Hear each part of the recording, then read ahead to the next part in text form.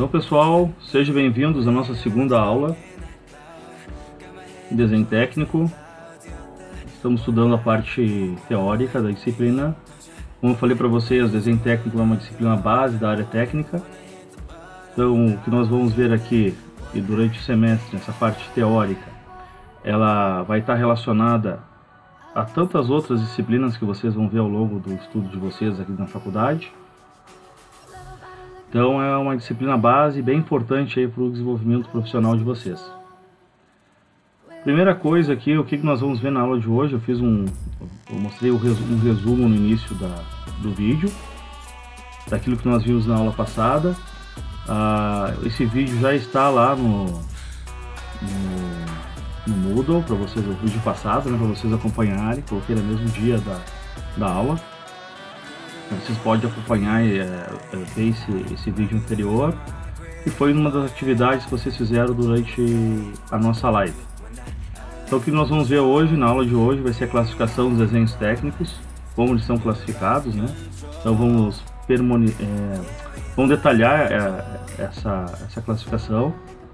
Aí depois entra a parte de norma também, então tudo que nós vamos falar hoje aqui está relacionado com as normas técnicas que a gente utiliza aí para da base do nosso estudo. Quais são os materiais utilizados na prática de desenho técnico? Estou trazendo denominações técnicas da norma, certo? As recomendações e técnicas gerais para desenhar. Então isso aqui é só são recomendações. Aqui foi um trabalho de pesquisa que eu peguei da NET, certo? Que é basicamente aquilo que todos os projetistas, todos os engenheiros de produtos de desenvolvimento mais ou menos trabalham, né? Quando a gente fala de desenho utilizando as técnicas manuais. Eu já comentei com vocês que é importante a gente ter essa prática aí manual para a gente poder avançar em cima do desenho computacional. Então a prática manual é a base do desenho computacional depois. É importante que a gente, né, consiga trabalhar dessa forma, para que depois a gente continue o aprendizado no computador. E depois aqui normas e recomendações. Vou dar mais um apanhado de normas, vou detalhar algumas normas e algumas recomendações. Então a primeira norma aqui que eu trago é a 10647, que fala sobre a classificação dos desenhos técnicos. Então o primeiro aspecto aí, o primeiro item que a norma 10647 traz é quanto ao aspecto geométrico. Então a gente vai ter desenhos projetivos e não projetivos. O desenho projetivo é aquele que nós utilizamos na nossa prática de desenho técnico, certo? É aquele que traz as informações técnicas para a utilização da informação, seja ela para desenvolver a peça, desenvolver uma obra civil, seja ele para desenvolver um orçamento, um desenvolvimento de fornecedor. Então está relacionado com essa parte aí, que seria o desenho resultante da projeção do objeto, certo? E a gente trabalha com nós podemos trabalhar com um ou mais planos, certo? Eu vou falar ao longo do nosso estudo nesse semestre, eu vou falar que o desenho técnico não é aquele que é completo, e sim aquele que tem o mínimo necessário. Tá? O melhor desenho é aquele que tem o mínimo necessário para que o cliente ou a pessoa que for utilizar essas informações consiga executar a sua tarefa de forma completa, evitando redundância, evitando complicar o desenho como um todo, né? Então a simplificação do desenho é o auge aí, né? O projetista é o auge do engenheiro de desenvolvimento, engenheiro de produto, é o auge do engenheiro civil, engenheiro mecânico, do técnico. Então é bem importante que a gente tenha sempre isso em mente. Quanto menos informações a gente colocar e que essas sejam as informações necessárias, melhor vai ser. Então, o desenho projetivo é o desenho resultante da projeção do objeto sob um ou mais planos que se fazem coincidir com o próprio objeto. Então depois, com o avançar do nosso estudo, a gente vai começar a trabalhar com projeções. Eu falei para vocês que o importante aqui nessa disciplina é que o aluno saia craque nessa parte de projeções. E aqui tem um exemplo que a nossa apresentação traz, né? Então aqui eu tenho uma isométrica, certo? Mais duas aqui, outro detalhe de uma isométrica. E aqui eu tenho o projetivo aqui, ó. Eu tenho algumas informações, algumas cotas, né? Eu tenho altura, eu tenho largura, eu tenho profundidade, né? Vocês vejam que essa mesma profundidade aqui é essa mesma aqui, ó. Essa mesma altura aqui é a mesma altura aqui, certo? Só que eu não posso, depois a gente vai ver que a gente não pode, nós não podemos ser redundantes. Se a gente colocar a altura aqui, não podemos colocar a altura aqui de novo.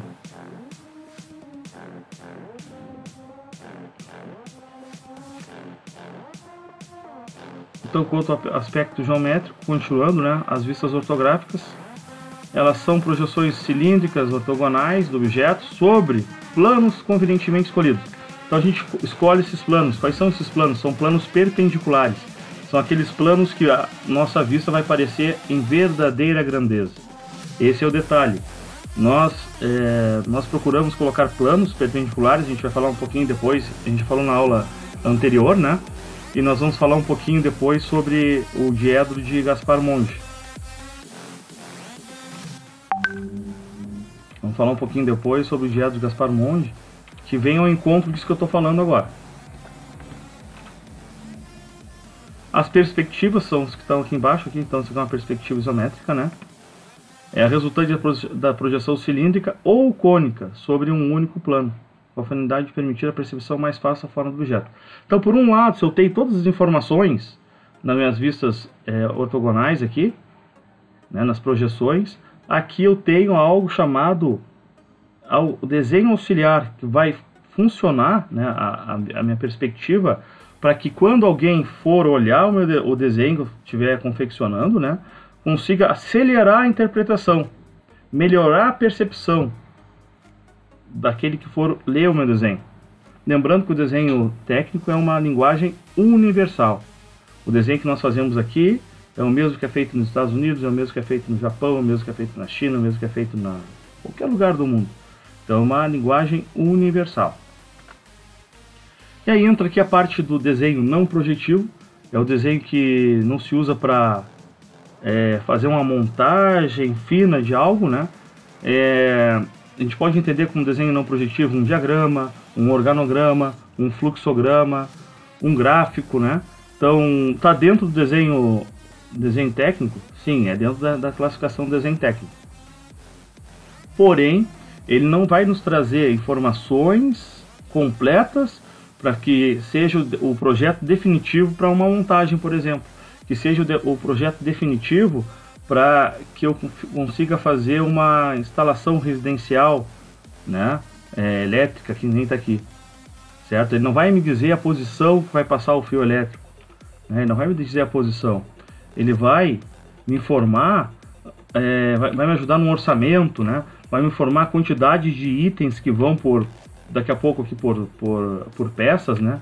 Mas a posição exata, como ele não é projetivo, e o comprimento dele, ele não vai me dar. Eu vou ter que fazer o desenho projetivo, depois posso utilizar essas informações como informações de entrada, porém, eu não vou conseguir usar ela como uma informação completa e final. Eu preciso depois fazer o desenho projetivo.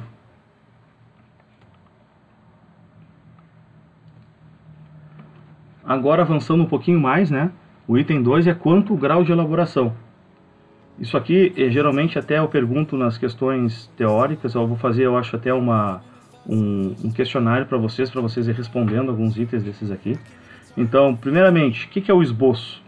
O esboço é aquilo que eu faço no início do meu projeto, né? É lá no estágio inicial. É uma medida que eu tomei, uma ideia que eu tenho, e eu vou traçando ele à mão livre, certo? Ele não tem ainda todas as informações pertinentes, né, para a execução da obra, mas ele pode ser uma cara final já do meu projeto. Depois do esboço, se eu for fazer uma ordem cronológica, eu posso ter o desenho preliminar. Então eu fiz o desenho, o esboço à mão livre, fiz um esboço aqui, né, olhando lá, um exemplo que eu vou dar, tá? Eu desci na linha de produção, tinha um problema que foi identificado, ou eu fui fazer uma visita técnica, ou fui numa obra, e eu vi uma oportunidade de melhoria, ou me foi solicitada uma alteração. Então eu vou lá e faço algumas medidas, faço algumas medidas e traço um esboço. Peço o auxílio lá do mestre de obra, peço o auxílio lá do responsável pela produção e traço algumas linhas, algum anteprojeto, um esboço à mão livre ali, que vai servir como base de entrada para mim começar a projetar. Aí depois eu posso fazer um desenho preliminar, né? Então, uma ordem cronológica, eu vou para o desenho preliminar. Eu já vou lá para uma representação gráfica, nem está escrito ali, né? Empregado nos estágios intermediários da elaboração do projeto. Mas ele não é definitivo ainda. Ele pode sofrer alterações, ele pode passar por processos de aprovação. Daqui a pouco eu não sou total responsável técnico por aquele projeto, estou elaborando, né, uma peça que ela vai ser agregada em outras peças para formar um conjunto. E eu não sei ainda nem que material não sei quais são. Eu posso desenhar, fazer um desenho e passar para um outro departamento que vai fazer análise, a análise de resistência do material daquela peça que eu vou estar trabalhando. Vai indicar uma espessura para mim, vai indicar um material que vai ser utilizado. Então ele é preliminar ainda. Depois disso, a gente pode fazer um croquis também, né? Ou até junto com o desenho preliminar. Ele já é algo mais indicado para um estágio. Daqui a pouco eu posso estar pensando ele num design. Eu posso estar pensando aquele croquis uma questão mais voltada à arte, né? A algum conceito. Ele é normalmente feito à mão também. E, digamos, eu tive uma ideia. Hoje eu tive uma ideia, eu participei de uma feira e tive contato com outros projetos. E eu vou dar um exemplo, assim, daqui a pouco eu estou fazendo um projeto de um automóvel, sou responsável por isso, né? E eu quero gerar uma tendência, eu quero gerar algo, né, mais elaborado. Então eu desenvolvo um croquis feito à mão, usando minhas habilidades manuais também. E pode ser feito à mão ou não, né? Mas geralmente é feito à mão. E eu vou colocar uma linha de tendência lá, numa lateral de um automóvel lá que eu quero expor aquela minha ideia. E eu dou ênfase para aquela parte que eu quero vender, para aquela parte que eu quero mostrar, aquela parte que eu quero, que é minha ideia, né? Que é o diferencial do meu produto. Então, porém, eu não tenho todas as informações também necessárias, como ele diz ali, né? Para sua finalidade. Ele não vai ser um desenho, eu vou utilizar ele para projeto, para pegar medidas, né? Ele é só um conceito. Aí depois de todos esses graus anteriores de elaboração, eu vou fazer um desenho definitivo, certo? Então a partir disso eu vou lançar o desenho definitivo. E aquele desenho, pessoal, para vocês entenderem, né? É aquele desenho que já está agregado nele todas as particularidades, todas as normas técnicas vigentes para ele. Então ali seria a solução final, né? Já passou por todos os processos de aprovação, né? Digamos que tivesse uma hierarquia, né? Eu sou o projetista, passou para o engenheiro responsável do projeto, ok? Passou por custos, ok? Passou para o engenheiro de produção, ok? Engenheiro de processos, ok? Programação, ok? Comercial, custo do projeto, todo o workflow dele já foi totalmente aprovado. Ele já está com as medidas finais. É possível desenvolver o projeto completo a partir dele. Então ele é a solução definitiva. Ele é o final, certo? Se tiver alguma alteração, aí sim, eu tenho que fazer uma alteração e aí ele vai ser o desenho antigo e vai sofrer uma alteração e vai ser o desenho presente, certo? Mas isso aí de alteração, de cópia, eu vou falar um pouquinho mais pra frente. Então, o desenho definitivo é a solução final do projeto. Tem um exemplo aqui para vocês. Quanto ao grau de pormenorização. Então, um desenho, né, fazendo parte de um projeto, ele pode ser único, ele pode ser o final, ele pode ser o componente. Ele pode ser formado por vários componentes, que a gente chama isso aí de conjunto. É quando a gente faz a montagem, né, do conjunto. Ou ele pode ser, vou diminuir um pouquinho aqui, ó, ele pode ser o detalhe, né? Então, o detalhe de uma parte do componente, o detalhe da parte do conjunto. Digamos, eu quero fazer um detalhe numa rosca, numa furação.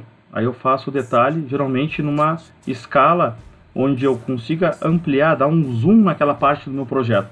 Aí seria o detalhe, eu dou um zoom naquela parte do projeto. Ele fica numa representação maior que a representação do desenho como um todo.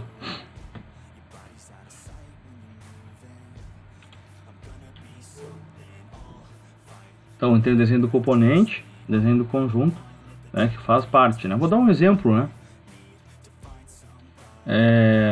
Vou dar um exemplo assim, pessoal, fazer uma analogia. Digamos que eu tenha lá um automóvel, né? Ele é completo. Então ele vai ter um desenho do componente, né? Vai ter, digamos lá, o aro de roda. O aro de roda é o final, é um desenho do componente. O aro de roda está dentro do conjunto do automóvel. O conjunto é formado daqui a pouco por subconjuntos, né? Subconjunto sistema hidráulico, subconjunto sistema elétrico, subconjunto sistema mecânico, subconjunto sistema de amortecimento, certo? Então, e a soma de todos os subconjuntos dá o conjunto que é o automóvel. Eu posso ter lá tampa do ventil, da válvula do ventil, é o componente. Geralmente um automóvel ele tem cerca de 4, 5 mil itens, 5 mil componentes que vão formar o conjunto. E aqui falando sobre classificação dos desenhos técnicos ainda, na norma 10647, ele fala do material empregado, né? O material empregado para confecção do desenho. Então a gente pode ter lápis, tinta, giz, carvão, outro material, né? Ou o próprio, quando eu falo tinta da impressora, toner, né? O que for também para empregado no desenho como um todo. E a técnica de execução pode ser a mão livre ou utilizando o computador. Então aqui é a norma, pessoal, aqui é a norma, entendam que isso aqui é a norma, é o que fala lá dentro da uma norma, né, que é empregada hoje para desenho técnico.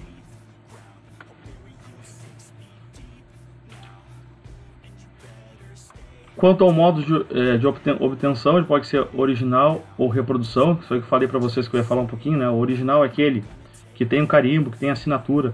Ah, professor, mas ainda a gente imprime desenho? Imprimimos. A gente não tem uma maturidade ainda grande, né? Principalmente no nosso país aí, para poder dizer que aquela cópia virtual que está no computador é a original, certo? A não ser que a gente tenha um sistema robusto, um sistema de compliance lá, né? Compliance, que consiga fazer com que aquilo que está lá não seja modificado. Mas aí depende muito do software que tu vai utilizar como gerenciamento de documentos, da credibilidade que ele tem, né? Do custo que ele vai reproduzir. Geralmente, digamos que nós fôssemos fazer um projeto que vai passar por uma aprovação numa prefeitura, digamos, eu quero fazer um anteprojeto para a construção de um prédio. Então eu vou ter lá a cópia original. Essa cópia original vai ficar lá de domínio, né, para o órgão público. Ele vai ter o carimbo, a assinatura do engenheiro, a data, né, a quantidade de alterações que ele teve, e fica lá a original. Aí eu vou tirar uma cópia, depois aqui a gente tem reprodução, aqui é uma cópia, né, para fazer uma comparação, né, daqui a pouco para utilizar dentro da construção do prédio, ou para ser utilizado dentro de uma fiscalização, né. E essa cópia ela pode ser do tamanho original, certo? Que a gente fala cópia, produção da mesma escala do original, é igual. Se a escala lá está 1:50, que é essa forma de falar direito, depois a gente vai aprender esses detalhes aí, né?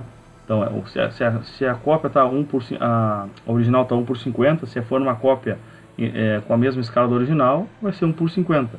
Se eu quiser ampliar ela, eu quero tirar um detalhe, eu quero ampliar, vou tirar uma cópia ampliada. Então a cópia é maior do que a original. E se eu quiser reduzir, digamos que eu quero fazer uma vistoria, ou quero fazer uma comparação do projeto dentro lá da obra, ou dentro de uma linha de produção, e a folha original é muito grande, pode me dar uma 4, pode me dar uma 3, uma folha menor, até para me ter, manusear ela melhor, né, aquilo que eu for utilizar. Talvez para fazer a montagem não seja o ideal, porque fica muito pequeno os números, os detalhes podem passar desapercebido, mas para aquilo que eu for utilizar naquele momento vai servir, serve, eu consigo enxergar e consigo cumprir, fazer minha tarefa. Aqui, em relação à norma, né, relação do material usado no desenho técnico, eu posso trabalhar com prancheta quando falo em desenhos manuais, né? Então a prancheta, ela pode ser aquela prancheta que a gente está acostumado, pequena, que tem aquele clipe em cima, né, que pega a folha, ou ela pode ser essa mesa, que nem a mesa que nós temos lá, a mesa de desenho. E essa régua T aqui, ó, ela pode ser com ou sem, né, a prancheta. Ela vai nos auxiliar a gente colocar os instrumentos de desenho, né, para traçar linhas e tudo mais. Hoje não é tão usado isso aqui, tá? Por quê? Porque a gente vai partir do esboço e depois vai partir para o computador. Mas vários profissionais adotam esse tipo de equipamentos ali, né, para poder desenvolver os anteprojetos, para poder tirar as ideias e tudo mais. Mas hoje a gente tem softwares tão bons para essa parte de criatividade que nos ajudam muito. A não ser que eu tenha muito desenvolvido as minhas habilidades manuais, né? Talvez eu prefira dessa forma. O escalímetro, né? O escalímetro é uma régua com seção triangular. Ela tem esse formato justamente para evitar variações na sua dimensão, né? Com flexão, né? Ou deformações que ela possa ter. Então ela tem esse formato. E também para apresentar várias escalas em várias faces. Então, que nem nessa mesma face aqui, como se fosse um triângulo, né? Eu tenho 1, 2, 3, 4, 5, 6 escalas. Só que ela não é um escalímetro não me traz a função definitiva dele. Eu preciso de mais tipos, então tenho lá o tipo 1, o tipo 2 e o tipo 3. Depois nós vamos ter uma aula de escalímetro. Uma aula de escalímetro, né? Eu vou ensinar vocês a forma de utilizar o escalímetro. Porém, ele já não é tão utilizado, né? Em função da gente conseguir tirar a escala de um desenho, certo? De forma rápida também, sem a utilização do escalímetro. Porém, ele otimiza, né, algumas informações rápidas que a gente quer tirar de um desenho. Mas isso aqui depois vocês vão ver nas disciplinas específicas que vocês vão usar, né? Aqui a gente vai aprender o conceito, vai aprender a utilizar ele, e depois a prática vocês vão ter em outras disciplinas mais específicas para a área de vocês. Esquadros, então aqui eu tenho os quadros de 45 de 60, até eu tinha comentado com vocês, quando a gente for usar os instrumentos de desenho, nós precisamos compasso, então vocês podem anotar agora aí, né? Nós precisamos de um compasso. Como é que é o compasso? O compasso qual a qualidade do compasso que eu preciso comprar? Não precisa comprar um compasso muito caro, e também não importa o preço dele, tá? Aí não precisa comprar um muito caro, e sim aquele que seja bem rígido. Ele tem que ser rígido, não pode ser frouxo, que eu segure ele feche e abra, e não, né? Então ele tem que ser bem rígido. Nós vamos precisar do par de esquadros, né? Então geralmente esse aqui de 90 graus, esse aqui que tem os 45 graus, né? Que ele é 90, 30 e 60, 90, 30 e 60 graus. E esses aqui que formam ângulos de 90 graus e de 45. Então é o parzinho de esquadros, tá? Geralmente essas imagens, essas figuras aqui, ó, é o par que a gente compra, que a gente tem que adquirir. E, então isso aí, é o compasso e o par de esquadros e uma lapiseira, lápis, borracha, né? Então, mas basicamente isso que a gente vai utilizar aí como ferramenta manual para desenvolver um pouquinho a parte técnica, né, manual de utilização de instrumentos de desenho. Aqui o compasso, né, é instrumento para traçar circunferências. Eu tenho a ponta seca, aquela ponta metálica que fura o papel, e eu tenho a ponta de grafite que vai tocar o papel e vai fazer as marcações. Geralmente ele tem esse ângulo chamado ângulo de bisel, que é um ângulo de 75 graus. Para que ele serve? Para a gente ter uma linha fina, né? Até a gente vai fazer depois exercícios, né? É importante que ele seja bem fininho para que a gente consiga melhorar a exatidão dele. Então se ele fizer uma linha grossa, daqui a pouco eu vou iniciar um desenho em cima de uma linha grossa, e eu posso estar iniciando em vários pontos e eu vou estar dentro da linha. Então quanto mais fina for essa linha, melhor vai ser a minha precisão no momento de fazer os desenhos. Aqui fala um pouquinho, né, sobre lápis e lapiseira. Então lápis e lapiseira, qual que é a diferença aqui, pessoal? Os H são os lápis, são os grafites, né? A parte interna lá que faz o risco, né? Mais dura. Então é geralmente utilizada por alunos ou por profissionais que já têm uma habilidade bem boa manual com a utilização desse tipo de grafite, porque ele é mais duro. Então, vou fazer uma linha mais fina, vou ter que pegar um grafite duro, H, fino. Vou fazer uma linha mais grossa, vou ter que pegar um grafite duro, mais grosso, né, com mais espessura, um diâmetro maior. Já os Bs, de acordo com a pressão que eu vou dar na mão, eu consigo afinar mais a linha, se eu for bem leve com a mão, e se eu quiser aumentar a espessura da minha linha, eu aperto ele um pouquinho mais contra o papel, ele é macio, ele vai se moldar a ponta ao papel, vou fazer o risco, ele vai ficar mais grossinho. Então eu indico para os alunos sempre utilizarem o B, né? Facilita bastante aí ele fica mais fácil, mais macio para ser utilizado, né, para confecção de desenhos.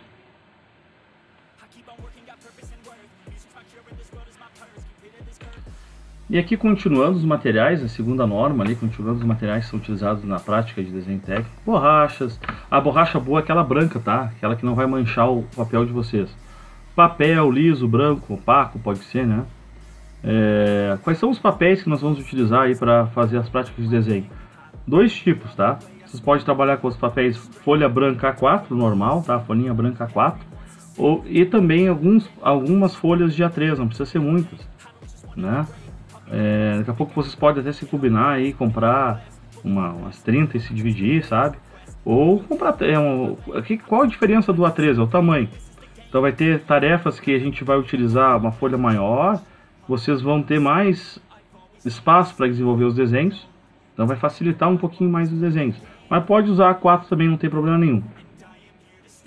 Aí que ele fala material complementar, aqui é a norma, né? Flanela, fita adesiva, lixa, escova, né? Então isso aqui a gente não vai utilizar aqui nos nossos desenhos, né? Então isso aqui é a norma que fala que pode ser utilizado esse tipo de material, né? Geralmente é para mim apagar alguma coisa, para me grudar o papel na mesa, para mim poder fazer a ponta de bisel do compasso, né? Gabaritos também eu posso estar utilizando, tá? Em desenhos, vocês não vão precisar também, mas porque a gente vai trabalhar depois com o computador, tá? O AutoCAD. Mas digamos eu tenho já algumas figuras geométricas prontas para poder desenvolver elipses, circunferências, mobiliário, né? Já, né, num acrílico lá que eu posso estar desenvolvendo. O transferidor tem aqui, nós não precisamos usar também, porque a gente consegue fazer tudo com compasso e com os esquadros, tá? Mas é uma régua graduada que forma ângulos, né? Utilizada para ângulos. E aqui aquela pesquisinha lá que eu fiz, né? Recomendações gerais para o desenho manual. Quando a gente fala em 5S, né? É classificação, organização, limpeza, identificação, né? O que acontece aí nesses casos aí? Tudo que o ambiente que nós formos trabalhar com desenho tem que ser um ambiente limpo. Então ele vai fazer com que a gente faça um desenho bom também. Então um lugar que a gente sinta bem, que seja limpo, que seja desinfetado, né? Organizado, iluminado. Ele vai nos ajudar bastante no desenvolvimento do nosso desenho. As condições do papel, não adianta começar um desenho no papel que esteja sujo, que esteja rasgado, que não seja o suficiente o tamanho dele para realizar o desenho. O que mais aqui, ó? Ter tudo em mãos, né? Tudo que eu preciso, né? Eu preciso de uma borracha, que a borracha esteja em mãos. Eu preciso da lapiseira, que a lapiseira esteja em mãos, que não precisa pegar e levantar, ou fique longe, né? Então tudo que eu for utilizar, e somente aquilo que eu for utilizar, em cima da mesa.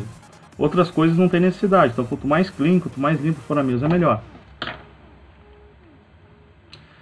Limpeza do material, álcool, uma lixeira próxima, né, para poder limpar. Manchou, passar um alquinho lá para tirar as manchas, né. Outros detalhes aqui que o ideal, né, fixar a folha de papel sobre a mesa com a fitinha adesiva. Porém, quando eu for soltar, eu tenho que cuidar porque ela pode rasgar, então tem que ser uma fita que não grude muito no papel, né? Só mantenha ele preso naquele momento que a gente for desenhar. Usar a aresta superior da régua paralela T para desenhar, então a gente nunca vai usar para riscar, a gente vai apoiar aquela. Depois eu vou mostrar para vocês, né? A forma correta de apoiar a lapiseira em cima de uma régua, em cima do transferidor, em cima de uma régua, de um instrumento, né? De desenho. Outro detalhe, o escalímetro, para quem tem, né, usar somente para marcar a medida, botar um pontinho lá no papel, e não para utilizar para traçar linhas com ele. Muitas vezes eu vejo os alunos utilizando para traçar linhas. Então geralmente instrumentos que tem aquela cunha, né, eles não são feitos para traçar linhas, são feitos para traçar linhas que tenha uma aresta alta ali, né. Proteger a parte concluída do desenho para não sujar. Geralmente estou fazendo um desenho muito grande, estou trabalhando num desenho numa obra, estou fazendo ali um rascunho, né? ou um desenho definitivo. Então eu vou colocar um copo de café em cima, não vou fazer isso. Então talvez até tape com plástico, aquela parte que seu desenho é muito grande, né? A folha é muito grande, a parte que eu não estou utilizando no momento. Retirar a fita adesiva com cuidado, já falei para vocês. Limpar a mesa, depois que eu terminei o trabalho, limpo a mesa, porque vai vir um próximo trabalho. E aí eu vou, né, se eu já tiver com a mesma limpa já é mais rápido de eu desenvolver o meu projeto, né, de não sujar a folha branca nova no início do meu trabalho. Ok, pessoal. Aqui o finalzinho aqui alguns detalhes aqui do meu, alguns detalhes aí em relação à norma ainda, né? Ali foi só um parênteses que a gente abriu. Traçado à mão livre. Então aqui eu tenho um carro, tá? Que foi feito um conceito aqui, né? Então ele foi feito à mão livre. Ele respeitou uma proporção, mas ele não tem escala, não tem nada. Ele vai ter depois no final um desenho definitivo, né? Eu tenho algumas cotas aqui. Talvez seja uma norma ou o tamanho dos meus gabaritos. Então lá o design já recebeu essas informações, né? E ele conseguiu desenvolver aqui um projeto, um conceito, né? Diferente do usual. E vai passar esse desenho aí para ser avaliado, ou daqui a pouco para montar um mockup. O que é um mockup? É uma cópia daquilo que o engenheiro de desenvolvimento ou design está imaginando, em um por um. Faz lá um mockup, lá utiliza alguns materiais, né? Pode utilizar argila, pode utilizar papelão, pode utilizar MDF, madeira, o que for, né? Pinta com tinta automotiva e mostra aquele veículo lá um por um, né? Muito parecido com aquilo que vai ser o final dele, se por acaso for desenvolvido realmente. É um mockup.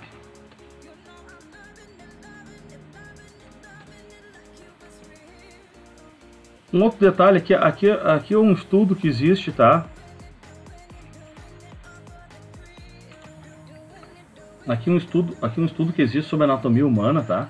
E para quem está começando, a forma correta aí, de acordo com a anatomia humana, né? Se traçar linhas horizontais. Então esse D aqui que está aqui significa destro e esse C canhoto.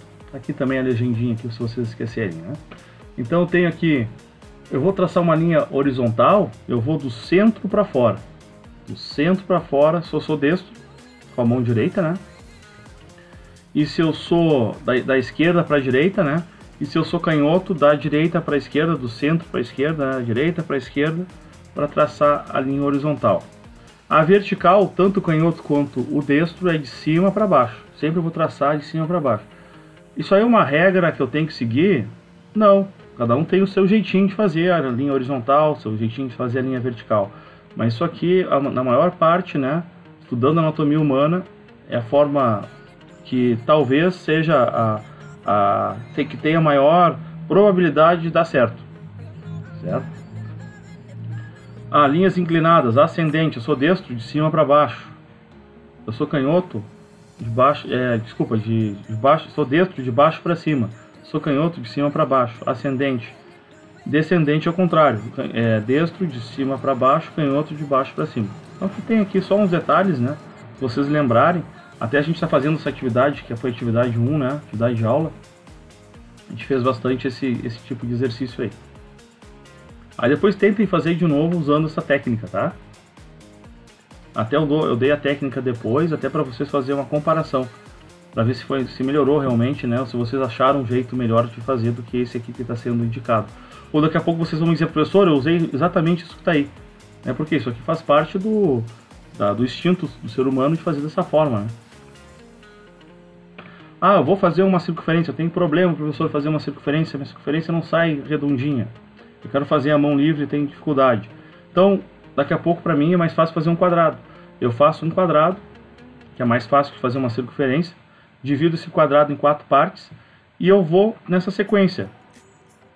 De cima para baixo aqui, faço uma parte, continuo aqui, depois volto lá de cima para baixo, faço a segunda parte, de cima para baixo faço a terceira parte, a quarta. Apago depois essas linhas aqui auxiliares e fico com a minha circunferência.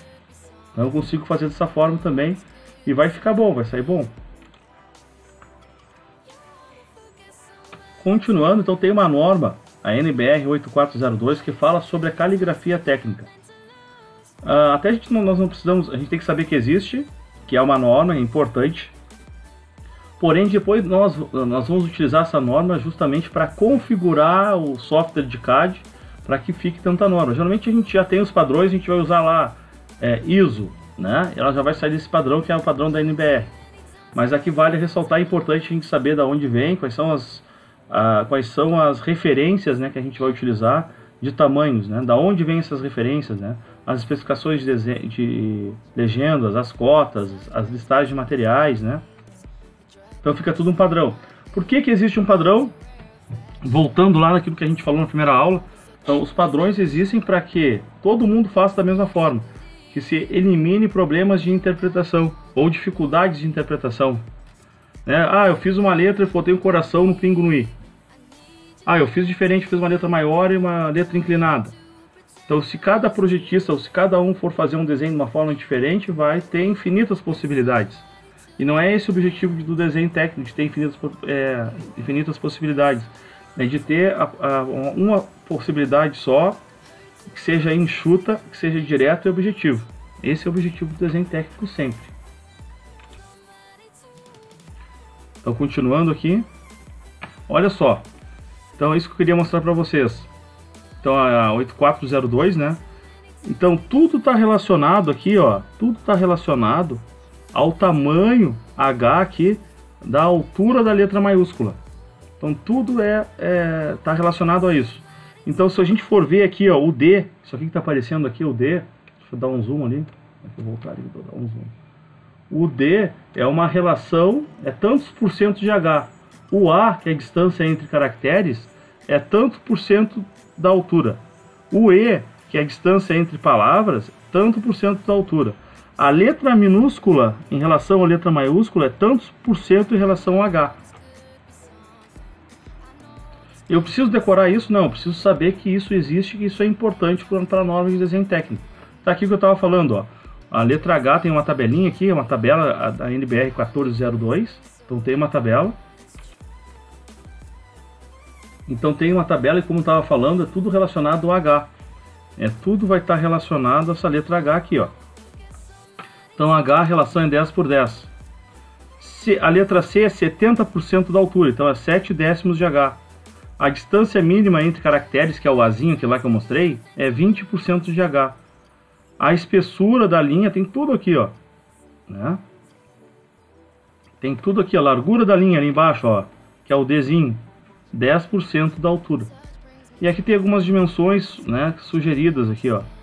Se a altura for 2,5 milímetros, né? Se H for 2,5 milímetros, a distância mínima entre caracteres é 0,5. Na realidade é só essa conta aqui, ó. A distância mínima entre linhas de base. Eu vou voltar lá e vou mostrar o que são essas linhas de base.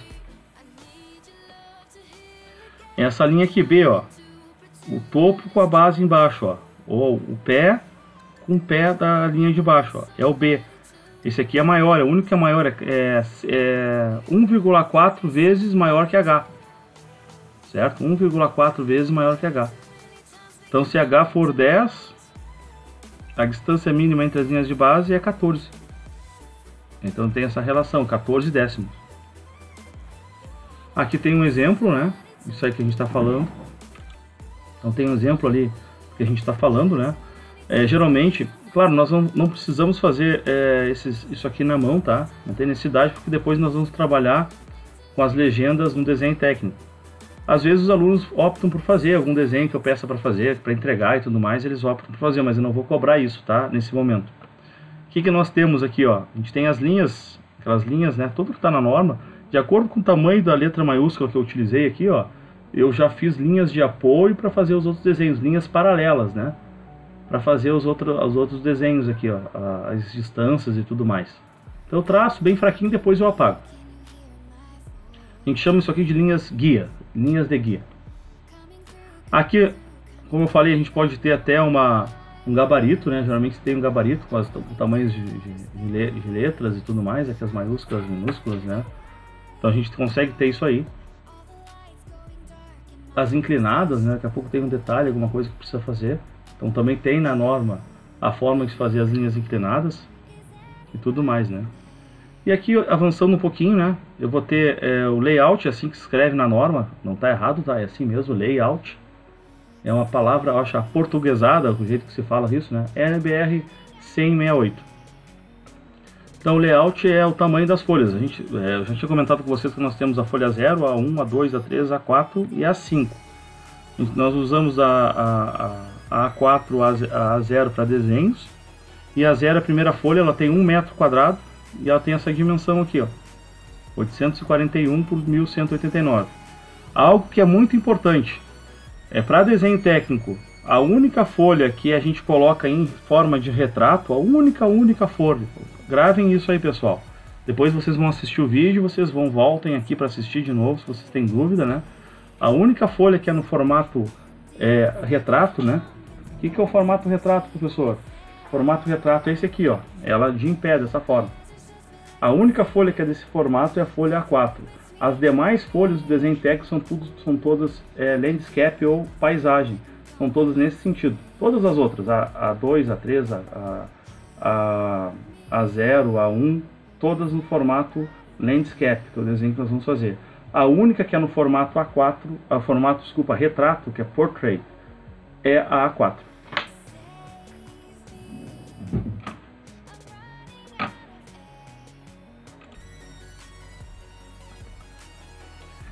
E qual que é a diferença de tamanho entre a folha 0 e a 1? É metade. A folha 1 tem 0,5 metros quadrados. É metade da área. Qual que é a diferença da folha A2 para 1? É metade da área. Então 0,250 metros quadrados. Qual que é a diferença da A3 para A2? Metade da área. Qual que é a diferença da A4 para A3? É metade da área. Seguindo uma relação raiz de 2. Olha aqui, ó. Se eu tenho A0, que é toda essa dimensão, A1 é metade dela, corto no meio aqui, ó. Certo? Se A1 é desse tamanho, A2 é metade dela, corto no meio. A3 é metade de A2 e A4 é metade de A3. A5 é metade de A4 ali. Sempre a relação raiz de 2 ali. Um dos lados da folha é raiz de 2 maior que o outro.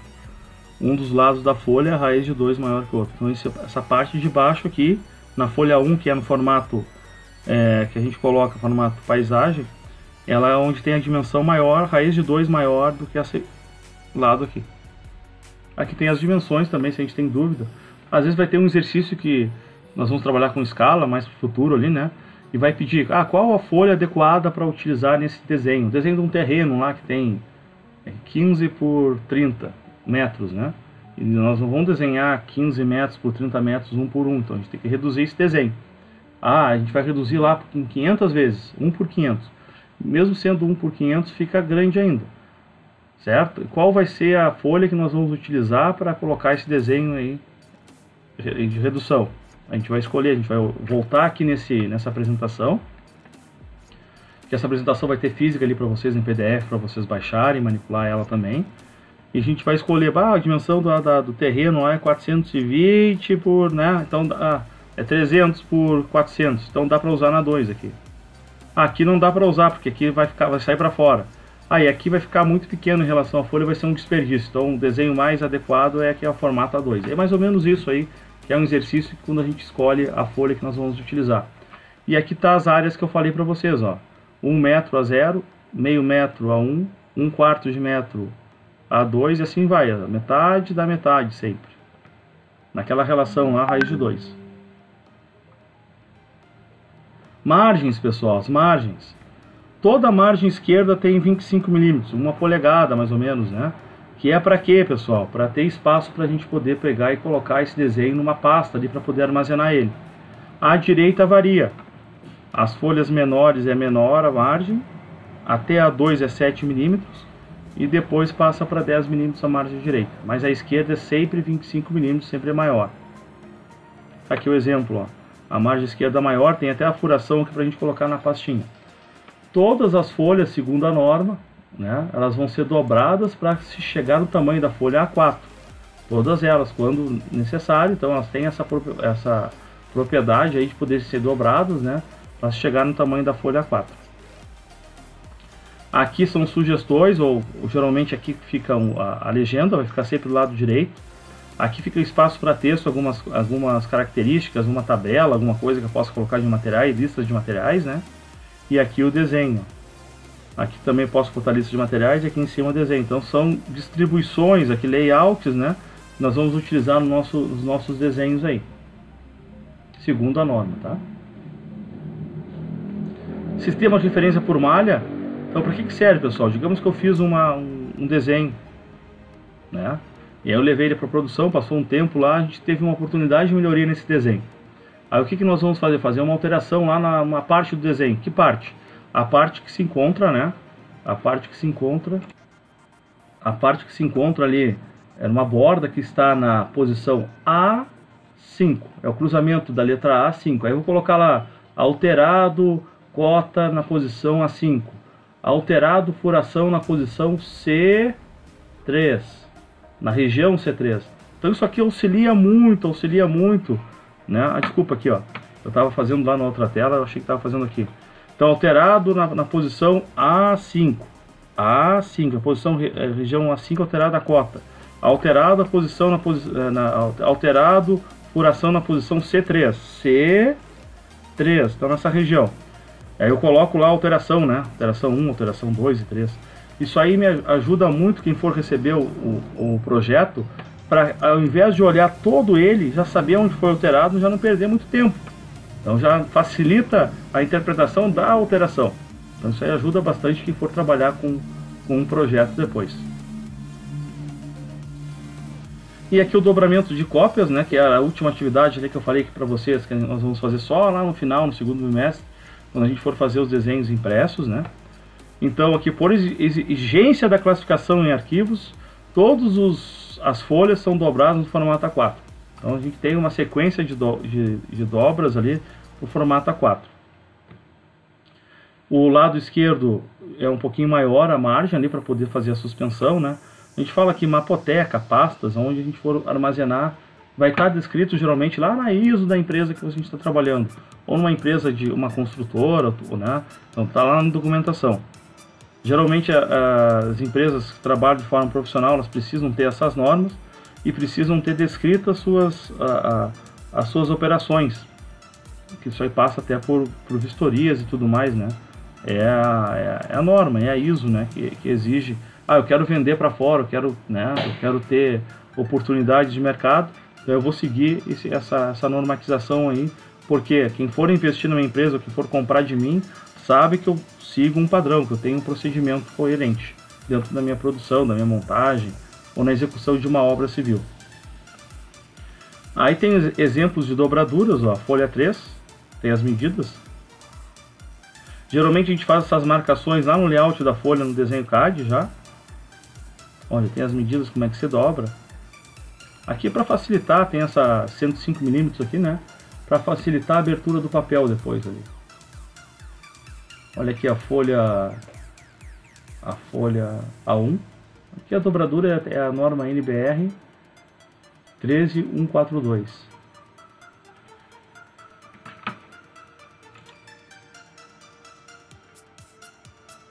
Então todas elas ficam no tamanho da folha 4 depois no final. Mas professor, eu preciso ter essas habilidades, saber dobrar? Não tem necessidade, né? Não tem necessidade da gente... Porque o que acontece? Para mim poder ficar bom nisso aqui, eu tenho que dobrar ali umas 200 vezes.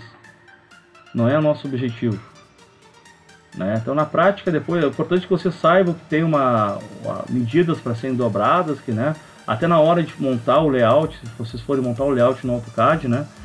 Até na hora que vocês montar o layout no AutoCAD, para seguir essas medidas que estão aqui, seguindo as medidas, né? Isso é importante, que a gente tenha esse conhecimento, que a gente saiba que exista, tá? Olha, a folha maior, a folha 0, ó, todas as medidas para dobradura. Vocês viram que ela começa com 185, depois ela diminui em função do tamanho ali, né? Para que depois o final dela fique bem na bordinha ali.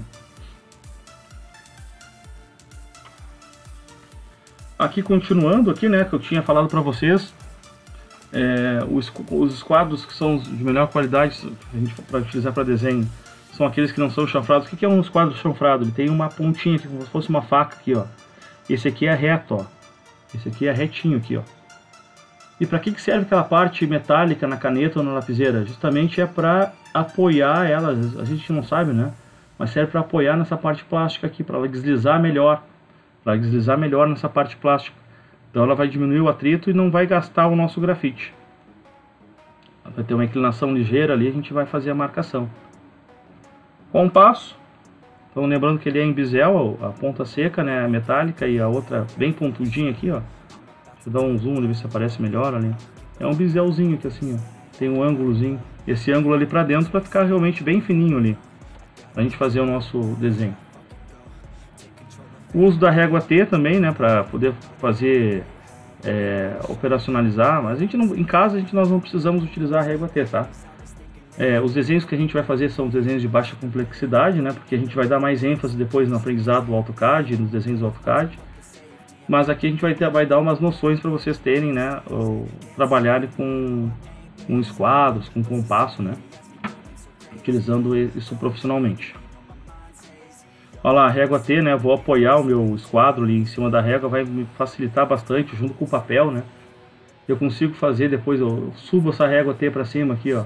Vou fazer linhas paralelas, consigo fazer linhas paralelas, posso marcar quanto que eu estou subindo, né? Então me ajuda nas atividades manuais aí, é um complemento, né? O jogo de esquadro, com esses dois jogos de esquadro eu consigo fazer uma grande quantidade de ângulos. Então, mas eu tenho só 2 esquadros, como é que eu consigo fazer outros ângulos? A gente consegue fazer muitos ângulos com esquadros. Então, para quem já conhece, já trabalha, já sabe, né? E aqui a gente vai aprender um pouquinho quais são esses ângulos que a gente pode fazer. Certo? Aqui, ó. Com uma régua normal também eu consigo fazer retas paralelas? Consigo, né? Daqui a pouco eu não tenho a minha régua T, né? Mas com uma régua paralela, apoio nessa régua, eu consigo fazer linhas paralelas. Apoio, deixo essa régua aqui fixa aqui, né? Apoio com a mão, prendo ela bem e eu vou fazendo linhas paralelas ali. E aqui o que eu consigo fazer, olha só que bacana, né? A quantidade de ângulos que eu consigo fazer com esses jogos de esquadro. Aqui estão eles sozinhos, né? E quando eu uno eles, eu trabalho com eles em dupla, olha lá que eu consigo fazer, ó, vários outros ângulos, 15 graus, né? 75 graus. Eu consigo fazer vários outros ângulos aqui. Vários ângulos, 30, 45, 60, 15, 75, né? Então eu trabalho com vários ângulos aí inteiros, né? Consigo fazer com a utilização desses esquadros. É bem interessante aí esse aprendizado para vocês, aí, se vocês tinham essa dúvida.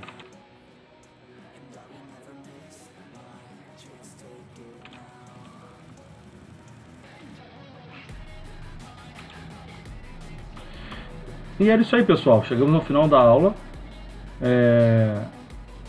Bem importante essa parte aqui de normas e utilização de instrumentos de desenho.